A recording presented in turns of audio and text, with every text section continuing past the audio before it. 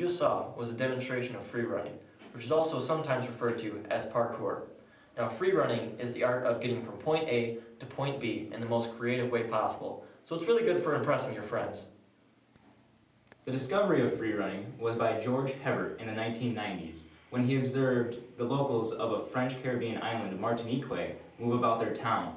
In the 1950s, the French military used parkour to train their soldiers both mentally and physically for the challenges of battle. Free running becoming a non-competitive sport is accredited to David Bell, whose father had military training in the French army during the period that they were using parkour to train their soldiers. This, in combination with David Bell's own background in both martial arts and as a gymnast, he evolved the sport into what it is today. Unfortunately, free running has had a slow start with civilians due to concerns for safety and lack of proper locations to practice.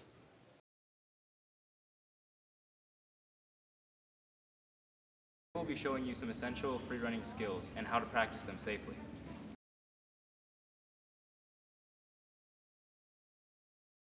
Alright, first things first, when free running, the first thing you need to know is how to land. So Jason's going to demonstrate that for you. Now Jason will demonstrate the correct way to land. Landing can be a very dangerous thing if you don't know how to do it properly. So let me talk you through the steps. First things first, safety. Whenever you're performing a roll or any other free running move, it's always wise to have a spotter or a supervising adult to watch over you. Also, when you're first starting out, it's best to use a padded surface. This will ensure that your joints aren't taking all of the impact of the fall. Move on to the move itself.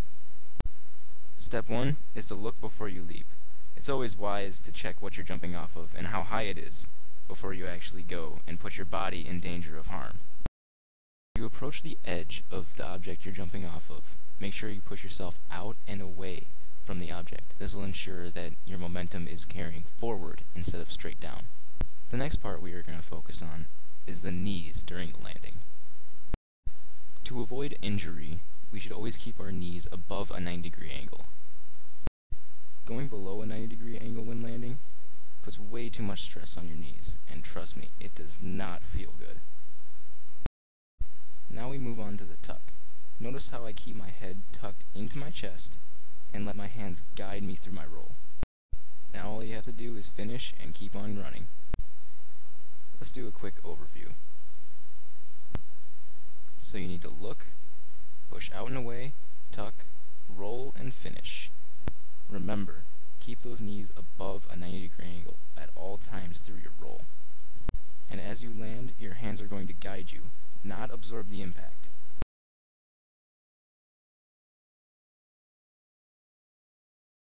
Our first move is called the King Kong.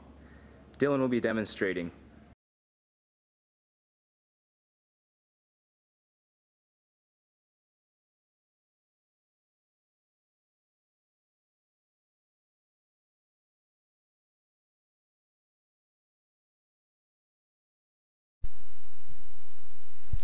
An essential part to any free running move is the approach, which gives you the momentum necessary to carry you through whatever move you are to be performing. Jump stop. Okay, so the jump stop is the second step to the process of doing a King Kong.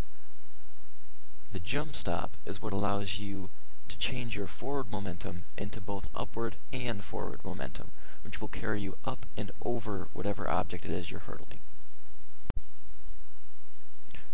Now, the jump stop leads into you flattening your body over whatever object you're hurdling.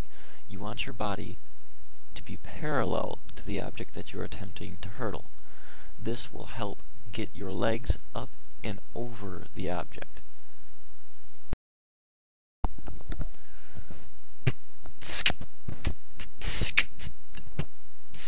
Follow through. Okay, so the follow through is where you bring your knees up into your chest, making sure they track between your arms. Your arms should be placed about shoulder width apart on whatever it is you're trying to hurdle. Bringing your knees up and through will help carry your momentum forward and pull your body over the object that you're hurdling. An essential part of this move that you need to remember is to keep your head down while you're doing the move. By raising it, your body will not stay parallel to the object you are hurdling, and you are more likely to clip your feet on the edge of whatever it is you're attempting to hurdle, which can have serious repercussions, such as falls that could land you on your head and possibly injure your neck. Finally, follow through with the move. Once you've cleared the mat, you want to bring your legs up through and continue into a standing running position. Now let's review. Your approach is where you gain momentum to carry yourself through the move. Your jump stop allows you to gain the altitude necessary to jump over whatever it is you're hurdling. You then want to place your hands shoulder width apart and follow your knees up to your chest through your arms to carry you over the last edge of the hurdle. After completing these steps, you can continue your forward momentum back into a run. Now, Jayson will be performing our next move. It is the speed vault. Another common free running technique is the speed vault, which allows you to vault over an object, land on your feet, and continue with all of your momentum. Jayson will now begin demonstrating the speed vault.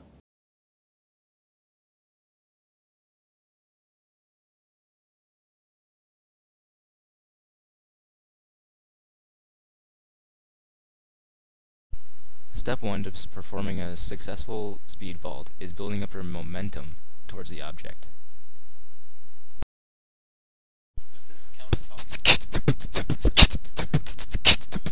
Take off! Step 2 is the takeoff. You want to lead with whichever foot is most comfortable for you. And as you approach the object you're trying to get over, you want to leap off of that foot. So this is step 3. This is only about the 5th time that we've tried recording this, not realizing that the mic hasn't been plugged in this entire time. So yeah, step 3 is the follow through. During your follow through, you want to focus on planting your hand on the object as you pass over it.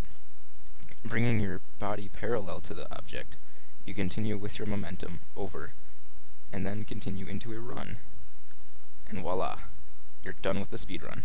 Now let's do a quick overview of what we just learned.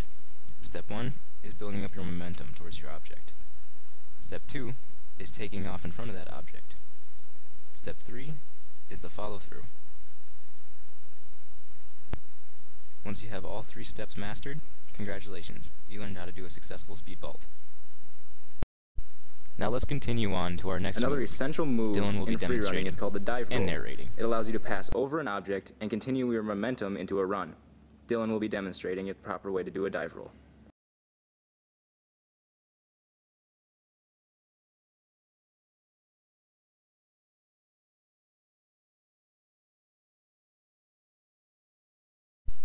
As with most free running moves, the first step in doing a successful dive roll is to build up your momentum towards the object you're attempting to jump.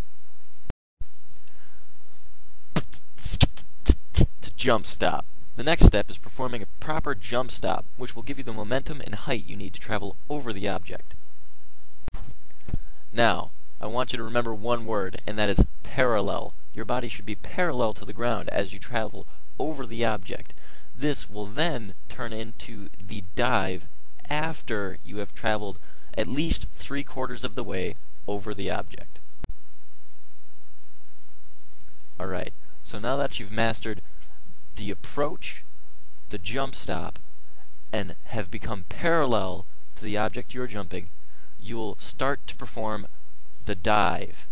Now this is the point at which you begin to guide yourself into the roll that is necessary to transfer your forward momentum back into a standing, running position. Thank you for Watching our presentation of free running, and I hope you enjoyed all epic demonstrations of moves that you should know. Remember to be safe and don't die. Hopefully this video has provided some insight on how to do some basic free running moves. This concludes our epic free running, diving, backflipping, rolling, sidewinding, wall running demonstration video project.